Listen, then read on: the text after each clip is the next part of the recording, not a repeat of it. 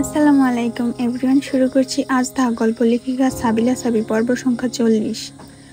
দুদিন পেরিয়ে গেছে। অ্যালিসা আর সিলভা এখন মাউন্টেন গ্লাস হাউসে অবস্থান করছে। তাদের উপস্থিতিতে জ্যাসপার কোনো মিশনেই যাচ্ছে না। থারিনিয়াস একাধিকবার জিজ্ঞেস করছে তার পরিকল্পনার ব্যাপারে, কিন্তু প্রতিবার জ্যাসপার এক কথা জানিয়েছে, ফিওনাকে আমি এখানে অ্যালিসা আর সিলভার সঙ্গে একা রেখে যেতে পারবো না। থারিনিয়াস একটু বিরক্ত হলেও কিছু বলার সাহস করেনি। সে জানে জ্যাসপারের জেদ ভাঙানো সহজ নয়। অন্যদিকে ফিওনা এসব কথা শুনে বেশ অস্বস্তি বোধ করছে। সে বুঝতে পারছে না এটা কি জ্যাসপারের সুরক্ষা অজুহাত নাকি তার প্রতি কোনো অতিরিক্ত অনুভূতি। অ্যালিসা অবশ্য খুবই স্বাভাবিক আচরণ করছে, যেন কিছুই ঘটেনি। মাঝে মাঝে সে জ্যাসপারের সঙ্গে হাসি তামাশা করে, আর সিলভা যেন ইচ্ছা করে ফিওনার প্রতি ঈর্ষা প্রকাশ করছে। এই পরিস্থিতির মাঝে ফিওনার মনে অদ্ভুত এক অস্বস্তি কাজ করছে। তার মনে হচ্ছে জ্যাসপারের এই অতিরিক্ত যত্নশীলতা যেন কোনো অজানা ঝড়ের পূর্বাভাস। পুষ্পরাজ্য পাহাড়ে অবস্থিত গোপন ল্যাবরেটরির ভিতরে গুনগুন শব্দে যন্ত্রপাতি চলছিল। বিশাল এক ট্রান্সমিশন ট্যাঙ্ক মাঝখানে স্থাপন করা হয়েছে, যার চারপাশে লাল ও নীল রঙের লাইট দপদপ করছে। জ্যাসপার, থারিনিয়াস আর মিস্টার চেনসিং মাথা নিচু করে বিভিন্ন পরিমাপ ও হিসাব নিকাশ নিয়ে ব্যস্ত। টেবিলের উপর রাখা বিশাল স্ক্রিনে ভেনাসের ছবি ফুটে উঠছে। স্ক্রিনের ডান দিকে বিভিন্ন রাসায়নিক গ্যাসের অনুপাত দেখা যাচ্ছে। অক্সিজেন 37%, হাইড্রোজেন 41% এবং কার্বন 22%। ভেনাসের বায়ুমণ্ডলে এই উপাদানগুলো প্রেরণ করার মাধ্যমে নতুন পরিবেশ তৈরির পরিকল্পনা চলছে। জ্যাসপার একটি হলোগ্রাফি প্রজেকশন তুলে বলল, ভেনাসের বায়ুমণ্ডলে এই উপাদানগুলো মিশিয়ে দিতে হবে এমন উচ্চমাত্রা যাতে এটি দীর্ঘস্থায়ীভাবে বায়ুমণ্ডলের ভারসাম্য রক্ষা করতে পারে। তবে এর জন্য প্রাথমিক পদ্ধতিতে সব গ্যাস সংকুচিত করে উচ্চ চাপের ধারায় প্রেরণ করতে হবে। থারিনিয়াস তার ডান হাতে পরা প্রযুক্তিগত গ্লাভস দিয়ে কিছু দিক নির্দেশনা দিল। হঠাৎই মাঝের ট্রান্সমিশন ট্যাঙ্কের ভেতর পরিবর্তন হতে শুরু করলো। জ্যাসপার বলল, প্রথম ধাপে হাইড্রোজেন সংকুচিত করে এক ধরনের সুপার ফ্লুইড পরিণত করা হবে। ট্যাঙ্কের ভেতরে থাকা তরল হাইড্রোজেন ক্রমেই স্থির হয়ে ধোঁয়ার মতো ছড়িয়ে পড়তে শুরু করলো। মিস্টার চেনসিং তখন একটি কন্ট্রোল প্যানেলে দাঁড়িয়ে বলল, এই সিস্টেমের মাধ্যমে সংকুচিত গ্যাসগুলোকে থারিনিয়াসের বাহনের ইলেকট্রোম্যাগনেট স্টোরেজ সেলে পাঠাবে। ভেনাসে পৌঁছাতে এটি নির্দিষ্ট উচ্চতায় মুক্ত পাবে। এরপর জ্যাসপার তার হাতে থাকা পোর্টেবল ডিভাইস দিয়ে আরেকটি নির্দেশ দিল। সঙ্গে সঙ্গে ট্রান্সমিশন ট্যাঙ্কের আরেক পাশে রাখা অক্সিজেন ট্যাঙ্ক থেকে বিশুদ্ধ অক্সিজেন সংগ্রহ হতে শুরু করলো। এর চারপাশে নীল আলোর ঝলকানি দেখে থারিনিয়াস মৃদু হাসল। মানুষরা সত্যি বিজ্ঞানকে জাদুতে পরিণত করেছে। সবশেষে কার্বন সংগ্রহের পালা। এটি আরও জটিল, কারণ কার্বনকে কঠিন থেকে গ্যাসীয় অবস্থায় পরিবর্তন করে সংকুচিত করা হচ্ছে। মিস্টার চেনসিং সতর্ক গলায় বলল, এই প্রক্রিয়ায় খুব বেশি চাপ দিলে মিশ্রণটি অস্থিতিশীল হয়ে পড়বে।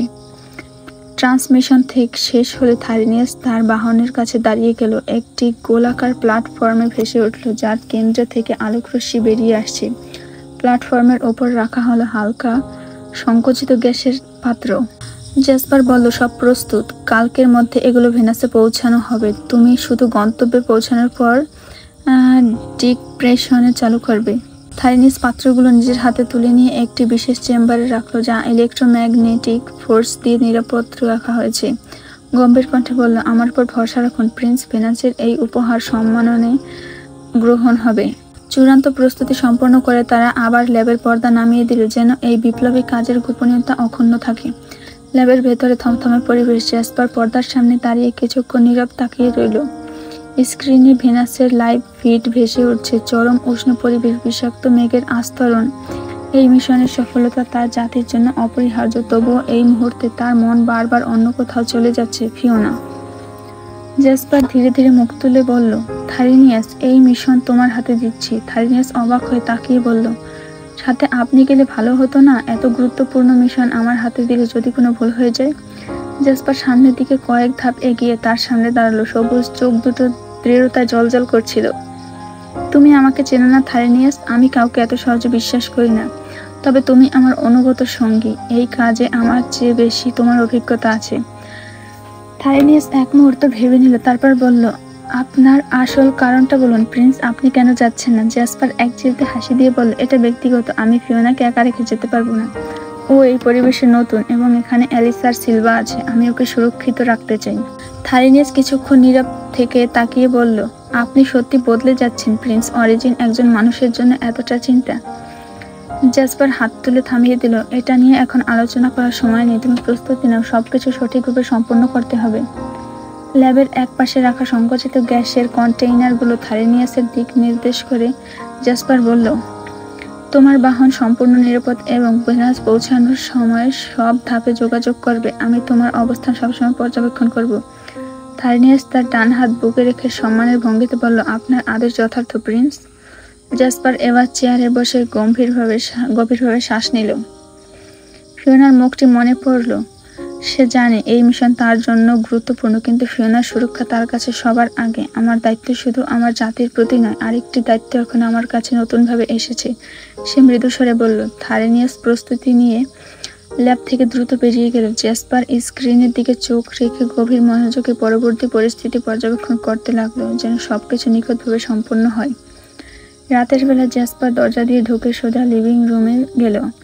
তার সাদা শার্ট ভেজে তুষারে নষ্ট হয়ে গিয়েছিল, তাই সে এখন কালো শার্টের ওপর লম্বা হুডি পরে আছে। লিভিং রুমের আলো মৃদু আগুনের কুণ্ডুলি চিমনিতে জ্বলছে, কিন্তু অ্যালিসার মুখের অভিব্যক্তি দেখে মনে হলো যেন এখনো এখানে গম্ভীর হয়ে আছে। জ্যাসপার থমথমে গলায় বলল, অ্যালিসা, এত রাতে এখানে বসে আছো কেন? অ্যালিসা উঠে দাঁড়ালো। তার নীলচে পোশাকে বাতাসে হালকা দুলছে। একটু চঞ্চল কণ্ঠে বলল, আপনার জন্য বসে আছি প্রিন্স। জ্যাসপার এক মুহূর্তের জন্য থেমে তাকে নিরীক্ষণের দৃষ্টিতে দেখল, তারপর গম্ভীরভাবে বলল, আমার জন্য খামেখা অপেক্ষা করছো কেন তুমি? তুমি জানো না আমার সময়ের কোনো ঠিক ঠিকানা নেই? অ্যালিসা এক পা এগিয়ে মৃদু স্বরে বলল, জানি, কিন্তু তবুও মনে হলো আপনার সাথে কিছু কথা বলা দরকার। জ্যাসপার ভুরু কুঁচকে তাকালো। তোমার কথাগুলি কি এতই জরুরি যে রাত জাগতে হবে?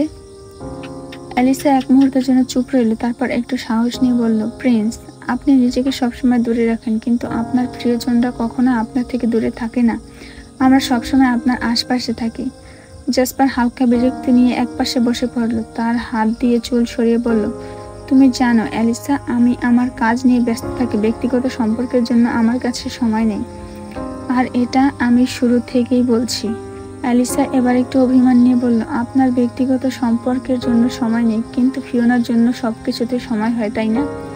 জ্যাসপার মুহূর্তে চুপ হয়ে গেল। তার চোখের গভীরে একটু অদ্ভুত আলো জ্বলে উঠল, যেন প্রশ্নটা তার ভেতরে কোনো না বলার সত্যকে ছুঁয়ে দিয়েছে।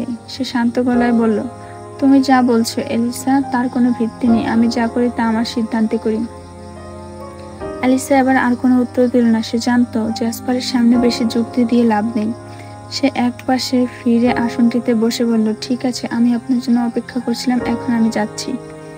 জ্যাসপার তার যাওয়া দেখলো, কিন্তু কিছু বলল না। তার চোখের গভীরে এক চিন্তার ছাপ ফুটে উঠল, যা শুধু অন্ধকার রাতেই প্রকাশ পায়। জ্যাসপার ধীর পায়ে সিঁড়ি বেয়ে উপরে উঠে গেল। তার ভারী বুটের শব্দ শীতল মেঝেতে ছড়িয়ে পড়ছিল। তুষারের স্নিগ্ধতা যেন এখনো তার চুলের শেষ প্রান্তে আটকে ছিল। উপরে পৌঁছে সে এক মুহূর্তে থেমে ফিওনার কক্ষের দরজার সামনে এসে দাঁড়ালো। চোখের পলকে তার আঙুল সাইড প্যানেলের দিকে স্পর্শ হলো। একটি লাভ সিগন্যাল সক্রিয় হয়ে উঠল, একটি লালচে আলো যা ধীরে ধীরে জ্বলে নিভে গেল। এই সিগন্যালটা এই 2 দিন আগে সে সেট করে নিয়েছে। জ্যাসপার আগেই ফিওনাকে সব বুঝিয়ে দিয়েছে। এর মানে একটাই, জ্যাসপার তাকে এখন তার কক্ষে চায়। এটি কোনো আদেশ নয়, কিন্তু এক ধরনের অনুরোধ। যদিও জ্যাসপারের মতো একজনের পক্ষে অনুরোধ শব্দটি একটু অবাস্তব মনে হয়। ফিওনা তখন নিজের বিছানায় বসে একটি বই পড়ছিল। আলো কমিয়ে দেওয়া ছিল। বাহিরের হিম শীতল বাতাস দেওয়ালের কাছে ধাক্কা দিচ্ছিল। হঠাৎ সিগন্যালের আলো তার চোখে পড়ল। সে জানতো এটি অবহেলা করার মতো কিছু নেই। জ্যাসপারের উপস্থিতি এবং সিদ্ধান্ত সবসময় অদৃশ্য শক্তির মতো কার্যকর। ফিওনা বইটি পাশে রেখে উঠে দাঁড়ালো। তার মনে প্রশ্ন জাগলো, এত রাতে হঠাৎ কেন ডাকছে? ফিওনা দ্রুত শালটি গায়ে জড়িয়ে দরজা খুলে বাইরে বের হলো। লম্বা করিডোরের ফাঁকা, তবে করিডোরের শেষের প্রান্তে জ্যাসপারের কক্ষের দরজার নিচ থেকে হালকা আলো ঠিকরে বের হচ্ছিল। ফিওনা ধীরে ধীরে হাঁটতে লাগলো, তার মনে অজানা উত্তেজনা। কক্ষে প্রবেশ করার আগে ফিওনা এক মুহূর্ত থেমে গভীর শ্বাস নিল। তারপর দরজার সামনে দাঁড়াতেই স্লাইডিং হয়ে খুলে যায়, আর ফিওনা ভেতরে ঢুকলো। জ্যাসপার কাচের দেয়ালের পাশে দাঁড়িয়ে ছিল। বাইরে বরফ ঢাকা পাহাড়ের দৃশ্য চাঁদের আলোয় ঝলমল করছে।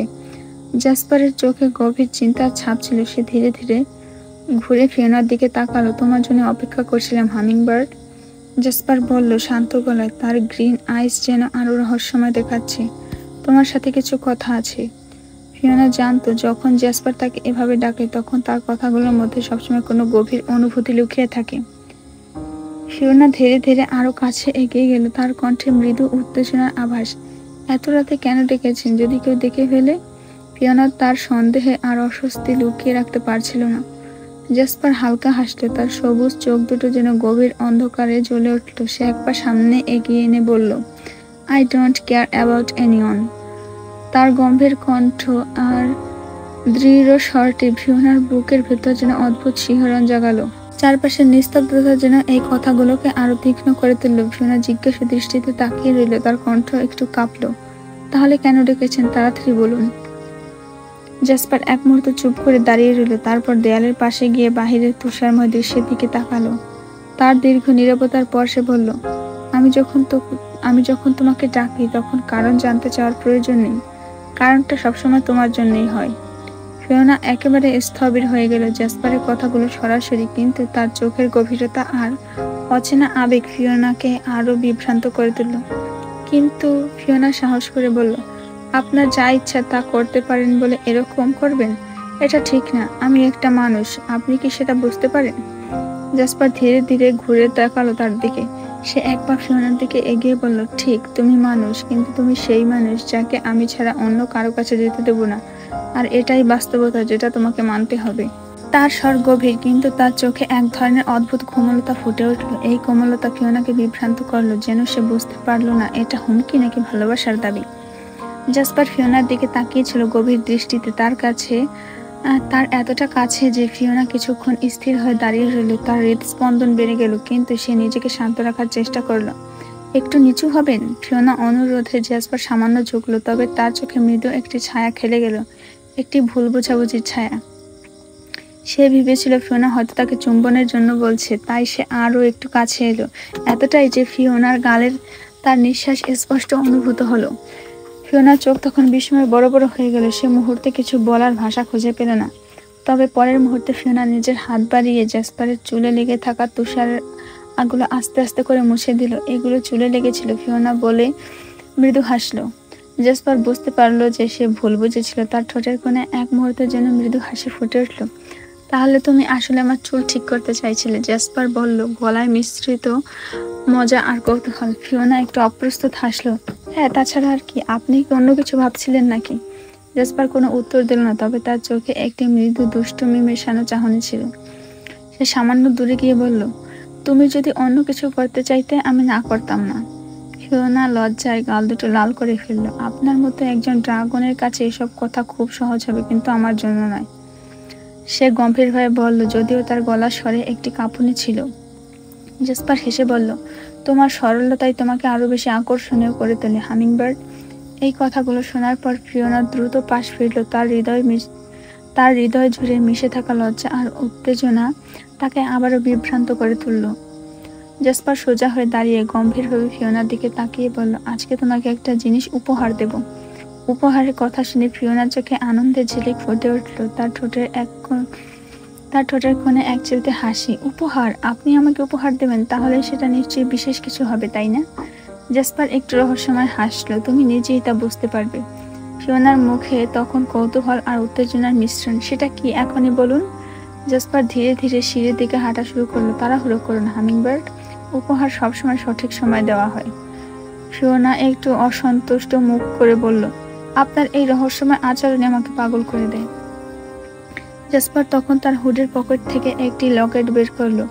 লকেটটি এত সুন্দর দেখাচ্ছিল যে দেখেই মনে হচ্ছে এটি পৃথিবীর কোনো কিছু নয়। লকেটের মাঝখানে লাভের আকারে একটি পাথর রয়েছে, যা সবুজ রঙের আলোতে জ্বলজ্বল করছে। ফিওনা এক দৃষ্টিতে তাকিয়েছে, যেন এই জাদুকরী বস্তুটি তার হৃদয় গভীরভাবে নাড়া দিচ্ছে। জেসপার ফিওনার দুই বাহু ধরে পেছনের দিকে ঘুরিয়ে নিল আর আলতো করে ফিওনার পিঠে থাকা চুল সরিয়ে দিল। ফিওনা একটু কেঁপে উঠল, যেন তার শরীরে একটি চেনা অনুভূতি বয়ে নিয়ে আসছে। এটা তোমার জন্য, জেসপার বলল। তার গলায় গভীর একটি সুর ছিল। এই লকেটটি শুধুমাত্র একটি সরঞ্জাম নয়, এটা আমাদের সম্পর্কের প্রতীক। ফিওনা অনুভব করলো তার হৃদস্পন্দন দ্রুত হয়ে যাচ্ছে। জেসপার যত্ন করে লকেটটি তার গলায় পরিয়ে দিল, যেন এটি শুধুমাত্র একটি গহনা নয়, বরং তার অন্তরের একটি অংশ। এখন তুমি সবসময় আমার সাথে থাকবে, জেসপার বলল। তার চোখে এক ধরনের প্রতিজ্ঞা ছিল। এটা তোমাকে মনে করিয়ে দেবে তুমি একা নও, আমি সবসময় তোমার সাথেই আছি। ফিওনা চুপচাপ দাঁড়িয়ে রইল, তার চোখে জল জমে গেল। আপনি কি সত্যি আমাকে এভাবে ভাবেন? অবশ্যই, জেসপার উত্তর দিল। তুমি আমার জীবনের সব থেকে গুরুত্বপূর্ণ অংশ। ফিওনার মন জড়িয়ে গেল এক শান্তির অনুভূতিতে। লকেটটি তার গলায় ঝুলে থাকা অবস্থায় সে বুঝতে পারল যে এই মুহূর্তে তাদের সম্পর্কের একটি নতুন অধ্যায়ের সূচনা। ধন্যবাদ প্রিন্স, সে বলল। এটা সত্যি অসাধারণ। জেসপার তখন পেছন থেকে ফিওনাকে জড়িয়ে ধরল। তার নিঃশ্বাস ফিওনার কানে এসে পড়ল, আর সে অনুভব করলো যেন তার হৃদস্পন্দন বাড়ছে। এটা সাধারণ কোনো পাথর নয়, হামিংবার্ড, জেসপার বলল। তার কণ্ঠে একটি গম্ভীরতা ছিল। এটা ভেনাসের লাভ স্টোন। ফিওনা বিস্মিত হয়ে গেল। লাভ স্টোন মানে কি? জেসপার ধীরে ধীরে ব্যাখ্যা করতে শুরু করলো। এটা তখনই পড়ানো হয় যখন আমাদের ভেনাসে সফটওয়্যার ম্যাচের পর বিবাহ করা হয়। বাসরের আগে জীবন সঙ্গীকে উপহার দেওয়া হয়। ফিওনার মুখায়বে হতভম্বতার ছাপ স্পষ্ট হয়ে উঠল। আপনি আমাকে এমন বিশেষ উপহার দিলেন? হ্যাঁ, জেসপার সোজা হয়ে বলল। এটার আরেকটা বিশেষত্ব রয়েছে। এটার মধ্যে মানব জাতি 1 থেকে 2 বছর পর্যন্ত স্মৃতি সংগ্রহ করা যায়। তুমি যখন চাও এই স্মৃতিগুলো দেখতে পারবে। ফিওনা এইরকম একটি বিষয় জানার পর আরো অবাক হয়ে গেল। মানে আমি আমাদের সাথে কাটানোর সময় স্মৃতি ধরে রাখতে পারবো? ঠিক তাই, জেসপার বলল। এটা আমাদের সম্পর্কের জন্য একটি চিরস্থায়ী বন্ধন তৈরি করবে। ফিওনার হৃদয় এক অপরিসীম অনুভূতি বয়ে গেল। এটা সত্যি অসাধারণ প্রিন্স। আমি জানি আমাদের এই সম্পর্কের মূল্য অনেক বেশি। তুমি এটা নিয়ে চিন্তা করো না হামিংবার্ড, আমি তোমাকে প্রতিশ্রুতি দিচ্ছি এই স্মৃতিগুলো সব সময় তোমার জন্য থাকবে। ফিওনা তখন কিছুটা মজা করেই বলল, আরেকটা কাজ করতে পারি। আমি যখন পড়বো তখন এই পড়াগুলো এতে কালেক্ট করে রাখবো, তারপর পরীক্ষার খাতায় লিখে নকল করব। এই কথা শুনে জেসপার কাশির মতো হেসে উঠল, যেন তার হাসি থামতেই চাইছে না। ফিওনা একটু অবাক হয়ে গেল, তাকে দেখলো। সাধারণত মৃদু হাসি ছাড়া জেসপার কখনো এভাবে হাসেনি। এই প্রথমবার তাকে এতটা হাসতে দেখে ফিওনার মনে একটি উষ্ণ অনুভূতি ঢুকে গেল। ফিওনা জেসপারের হাসি মুগ্ধ হয়ে তাকিয়ে দেখতে লাগলো, যেন সেই হাসির মধ্যে হারিয়ে গেছে। জেসপারের হাসি ধীরে ধীরে থেমে গেল। ফিওনা এভাবে তাকিয়ে আছে দেখে জেসপার কিছুটা কাছে চলে আসে। ফিওনা টের পায়নি, তার কোমর ধরে তাকে আরো কাছে নিয়ে আসে। জেসপার ফিসফিস করে বললে, এবার আমার উপহার দাও। ফিওনা কিছুটা অবাক হয়ে বলল, এখন কিভাবে? জেসপার হাসি মুখে বলল, আমার উপহার হচ্ছে তোমার মিষ্টি কোমল ঠোঁটজোড়া। জেসপার ফিওনাকে চুমু দেওয়ার আগে ফিওনা তাকে থামিয়ে দেয়। এখন না, মনে হচ্ছে অ্যালিসা আসছে। জেসপার চোখে বিরক্তির ঝিলিক, কিন্তু ফিওনা তখনই ছুটে পালিয়ে যায়। করিডোর ধরে চলে যাওয়ার সময় ফিওনা সিঁড়ি বেয়ে উপরে আসা এলিসাকে দেখতে পায়। তার হাতে কফি নিয়ে এলিসা আসছে, আর ফিওনার বুঝতে বাকি থাকে না যে সে নিশ্চয়ই জেসপার জন্য কফি নিয়ে আসছে। ফিওনার মনে রাগ জন্মায়, কিন্তু সে নিজেকে সামলে নিয়ে দ্রুত নিজের কক্ষে ঢুকে পড়ে। কেন এই সময় এই মেয়ে ওনার কক্ষে যাচ্ছে? মনে মনে কাঁদতে কাঁদতে ফিওনা তার কক্ষের বিছানায় ধপাস করে বসে পড়ে। এদিকে জেসপার মুহূর্তটিকে সঠিকভাবে বিশ্লেষণ করে সে বুঝতে পারে ফিওনা তাকে মিথ্যে বলে পালিয়েছে। একচোট হাসি তার মুখে ফুটে ওঠে। ঠিক আছে হামিংবার্ড, মনে মনে ভাবে, এবার এমন কিছু করবো যে তুমি আমাকে নিজেই চুমু দেবে। জেসপার তার পরিকল্পনা নিয়ে ভেবেচিন্তে নিচে চলে যায়। তার মাথায় কিছু চতুর উপায় ঘুরপাক খাচ্ছে, যা তাকে নিশ্চিত করে দেবে যে ফিওনা আর তার প্রতি সংবেদনশীল থাকতে পারবে না। রাতের অন্ধকারে সবকিছু তার পরিকল্পনার দিকে এগিয়ে চলছে। তখনই এলিসা জেসপারের কক্ষে প্রবেশ করে। হাতে কফি দেখে জেসপার মনে মনে বিরক্ত হয়, তবে মুখে কিছুটা নরমতা রেখে বলল, এত রাতে আমার কক্ষে আর এই সময় কফি? এলিসা হেসে উত্তর দেয়, কেন প্রিন্স, আপনি তো যে কোনো সময় কফি পান করেন। আমি শুনেছি আলবেরের কাছ থেকে, আর ওখান থেকেই রেসিপি জেনেছি এই সুমাত্রা ডার্ক রোস্ট কফির। জেসপার কফির কাপটি হাতে নিয়ে এর সুবাস একবার নাকের কাছে নিয়ে আসে। সুমাত্রা ডার্ক রোস্ট, সত্যি। তিনি কফির দিকে তাকিয়ে থাকেন, মনে মনে ভাবতে থাকেন, এখন আমার চিন্তা এখানে নেই। আলিসা তখন বলে, আচ্ছা আমি আপনার কক্ষে এই সময় আসে কি আপনি বিরক্ত হয়েছেন? কিন্তু আমি তো আপনার বাগদত্তা, আপনার কক্ষে আসার জন্য আমার কোনো সময় বা অনুমতি কিছুই লাগবে না। তখনই জেসপার কিছুটা কড়া কথা বলতে যাবে, কিন্তু আগ মুহূর্তে তার ভাবমূর্তি পাল্টে যায়। সে হাসি নিয়ে বলল, হ্যাঁ অ্যালিসা, আমি একটু বিরক্ত হইনি। আমার তো ভালোই লাগছে তুমি এসেছো আমার কক্ষে। সত্যি কফিটা দারুণ হয়েছে। এর আগে কেউ এই সহজে এত ভালো কফি বানাতেই পারেনি। অ্যালিসার চোখ চকচক করে উঠে। সে বুঝতে পারে এই কোন জেসপারকে দেখছে। সে এত সুন্দর করে প্রশংসা কিভাবে করতে পারে ভাবতেই পারছে না। তার মধ্যে এক অদ্ভুত অনুভূতি জন্ম নেয়। এদিকে ফিওনা তখনই জেসপারের কক্ষের বাইরের সাইডের দিকে তাকিয়ে আড়ি পেতেছিল। কক্ষে বসে তার মন আনজান করছিল, বিশেষ করে অ্যালিসা যখন জেসপারের কক্ষে এসেছে। এত রাতে কেন সে এখানে? তার মনে বিভিন্ন প্রশ্ন ঘুরপাক খাচ্ছিল। ফিওনার দূর দূর বুকে দাঁড়িয়ে থেকে ভাবতে লাগলো, এখন কি হবে? ফিওনার মধ্যে কিছুটা সন্দেহ ছিল, কিন্তু সে বুঝতে পারছিল না তার হরমোনের ঘ্রাণ জেসপারের নাকে অনেক দূর থেকেই চলে যায়। জেসপারকে চিন্তায় ডুবিয়ে রেখেছে অ্যালিসার উপস্থিতি, অথচ ফিওনা পুরো ঘটনাটি আবিষ্কার করতে পারছে না। কিছুক্ষণ পর অ্যালিসা আরো কাছে চলে আসে। আপনি সত্যি আমার সম্পর্কে কিছু ভাবছেন প্রিন্স? জেসপার সামান্য বিরক্ত হলেও মুখে হাসি রেখে বললেন, আমি জানি অ্যালিসা, তবে আমাকে সময় দাও। অ্যালিসা একটু অপ্রস্তুত হয়ে যায়। আমি জানি, কিন্তু আপনি জানেন তো আমাদের দুজনের সম্পর্ক আরো গভীর করতে আমাদের একসাথে সময় কাটানো উচিত। এদিকে ফিওনার হৃদয়ে আগুন লেগে যায়। সে কিছুটা ক্ষুব্ধ হয়ে মনে মনে বলে, অ্যালিসা এমন গায়ে পড়া কেন? আর এই ফায়ার মনস্টার হঠাৎ করে ওর সাথে এত ভালো ব্যবহার করছে কেন? জেসপার তখনই ফিওনাকে আরেকটু জ্বালাতে বলতে শুরু করলো, অ্যালিসা দাঁড়িয়ে আছো কেন? বসো বিছানায়, আজকে তোমার খুশির দিন। জেসপারের কথায় অ্যালিসার সাথে সাথে বসে পড়ল। তার মুখে হাসি ফুটে উঠল, কিন্তু তার হাসি স্থায়ী হয়নি, কারণ জেসপার বলল, একটু বসো, 5 মিনিট। এই বলে সে কক্ষ থেকে বেরিয়ে গেল। ফিওনা সুযোগ পেল, সে আবারও উকি মারতে যাবে, কিন্তু আচমকাই জেসপার ফিরে এসে ফিওনাকে দেখতে পায় আর তার হাত খপ করে ধরে ফেলে। হাত দুটো একসাথে ধরে মাথার উপর দেয়ালে চেপে ধরে। ফিওনা বিস্মিত হয়ে যায়। এটা কি করছেন? সে জিজ্ঞেস করে। তার হৃদয় দ্রুত ধকধক করতে থাকে। জেসপার তখন ফিওনাকে প্রশ্ন করে, তুমি এখানে কি করছো? কথা শুনছিলে? ফিওনা খানিকটা লজ্জিত হয়ে বলল, হ্যাঁ শুনছিলাম। আপনি এলিসার সঙ্গে এত মাখামাখি করে কথা বলছিলেন কেন? জেসপার আরো একটু নিচু হয়ে এসে বলল, তোমার কি জেলাসি হচ্ছে? তাহলে তো তখন এমনভাবে পালিয়ে যেতে না। ফিওনা একটু গম্ভীর হয়ে বলল, আপনি বুঝে গেছিলেন আমি এখানে দাঁড়িয়ে আছি? জেসপার মুচকি হেসে বলল, হ্যাঁ আমি জানতাম। তুমি আমার সামনে আসলে তোমার শরীরের হরমোনের মিষ্টি ঘ্রাণ আমার কাছে পৌঁছে যায়। ফিওনা অবাক হয়ে গেল। সে বুঝতে পারল যে জেসপার তার প্রতি কতটা সচেতন। জেসপারের এই কথা শুনে তার মনে অদ্ভুত একটা অনুভূতি জাগ্রত হলো। সে চুপ করে থাকলেও তার হৃদয় দ্রুত ধড়ফড় করছিল। জেসপার ফিওনাকে আর কোনো কথা বলতে না দিয়ে ফিওনার হাত দুটো এখনো উঁচু করে দেয়ালের থেকে চেপে ধরেছিল। এরপর হঠাৎ করে ফিওনার ঠোঁটে ঠোঁট ডুবিয়ে দিল। ফিওনা প্রথমে একটু অবাক হয়ে গেলে তার মনে হলো সে বুঝি এই আশা করেনি। কিন্তু এরপর যখন সে নিজেকে ছাড়াতে গেল, জেসপার তখন আরো শক্ত করে ধরে ফেলল।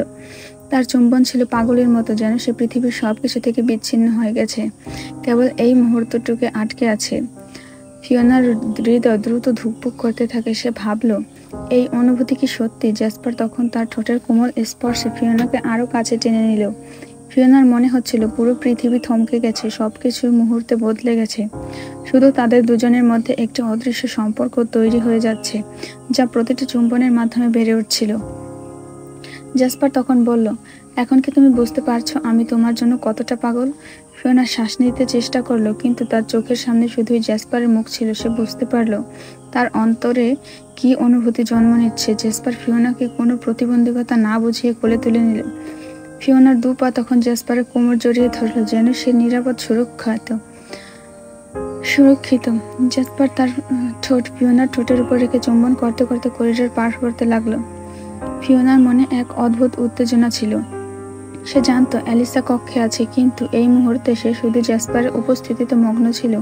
দুজনের মধ্যে যে আবেগের ঝড় বয়ে চলছিল, তা যেন পৃথিবীর সবকিছু থেকে তাদের বিচ্ছিন্ন করে দিয়েছিল। জেসপার ফিওনাকে কক্ষের বিছানায় আলতো করে ফেলে দিল। ফিওনার মুখে উদ্বেগ ফুটে উঠল, আরে কি করছেন? অ্যালিসা দেখে ফেলবে। জেসপার হেসে বলল, হুশ, তোমার কক্ষে শুধু তুমি আর আমি একবার প্রবেশ করতে পারবো। আমি সেটা দরজার প্যানেলে সেট করে রেখেছি। ফিওনা কিছুটা চিন্তিত হয়ে বলল, কিন্তু অ্যালিসা আপনাকে খুঁজবে। জেসপার তখন আবারও নিশ্চিত করে বলল, খুঁজুক। এই বলে সে ফিওনার উপর শুয়ে পড়ল, তার হাত দুটো চেপে ধরলো বিছানায়। ফিওনার হৃদয় দ্রুত স্পন্দন হতে শুরু করলো। সে অনুভব করলো যে পরিস্থিতি কতটা জটিল। জেসপারের আচরণ তাকে যেন মুহূর্তের মধ্যে অন্য জগতে নিয়ে যাচ্ছে। ফিওনার মনে জেসপারের সান্নিধ্য পাওয়ার তাগিদ যেন ক্রমেই বাড়ছিল, তবে অ্যালিসার চিন্তাও তার মাথায় ঘুরছিল।